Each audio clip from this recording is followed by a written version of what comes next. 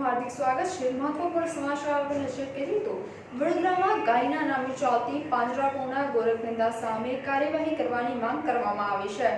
વડોદરા છાણી પાસે આવેલ GSFC gate પાસે એક વાછરડાને પગમાં વાગેલું છે। છેલ્લા 3 દિવસથી પડી રહ્યું છે। આજરોજ જાણ થતાં બાજવા ગામના સામાજિક કાર્યકર્તા હિતેન્દ્ર ખંડવી અને પૃથ્વી વણઝારા ત્યાં જઈને 1962 હેલ્પલાઇનને કોલ કર્યો। બીજી છે ડૉક્ટર આવશે એટલે મોકલે એવી વાત કરે છે। વડોદરામાં ચાલતી રાજીવ શાહ પાંજરાપોળમાં કોલ કરતાં તેમને કહ્યું કે તેઓ ગાડી અને ડૉક્ટર મોકલે તો 3000 ખર્ચો થાય નથી તો તમે રિક્ષા કરીને મોકલી આપો। તેવું કીધું પૈસા નથી તો તેઓ પાસે પણ નથી। આવા ફરજી પાંજરાપોળવાળા ઉપર કાર્યવાહી થવી જોઈએ।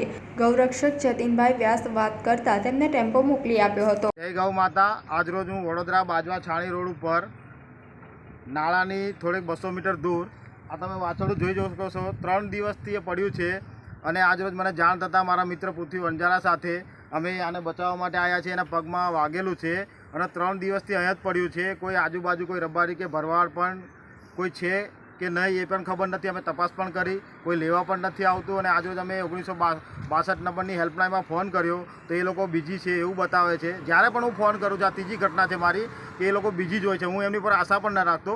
પછી મેં એક રાજીવ શાહ કરીને પાંજરાપોળ છે વડોદરામાં, મેં એમને ફોન કર્યો તો એમને એવું કહે છે કે અમારી પાસે અમે ગાડી મોકલીએ, ડૉક્ટર મોકલીએ તો 3000 રૂપિયાનો ખર્ચો થાય। અમારા 2.5 લાખ રૂપિયાનું ડોનેશન આવે છે અને અમારા પાંજરાપોળમાં 18 લાખ રૂપિયાનો ખર્ચો છે। હું તમને જણાવું છું કે વડોદરામાં કોઈ એવી પાંજરાપોળ નથી કે લોકો ત્યાં દાન ના આપતા હોય। કરોડો રૂપિયા દાન આપે છે, છતાં પણ આ લોકોની દાન જ છે કે નાના લોકો પાસેથી પૈસા ઉઘરાવવાના। મને એવું કહે છે કે તમે રિક્ષા કરીને મોકલી આપો અને એવું કહે છે કે અમે તો ભીખ માંગીને ચલાવીએ છીએ। તો મારી એટલી જ રજૂઆત છે કે આ જે ફરજી લોકો છે, ફરજી ગૌરક્ષક છે, ગૌશાળા ચલાવે છે, એની સામે કડકમાં કડક સરકાર કાર્યવાહી કરે અને આવા લોકોને તાત્કાલિક ધોરણે જેલમાં નાખે અને આ ગાય માતાને બચાવવા માટે જે લોકો પણ પૈસાની આશા રાખે છે ને એ લોકોને સરકાર તાત્કાલિક ધોરણે એની ઉપર કાર્યવાહી કરે। જય માતા, જય ગાય માતા, જય હિન્દ, જય Bharat. Subscribe now and press the bell icon. Never miss an update.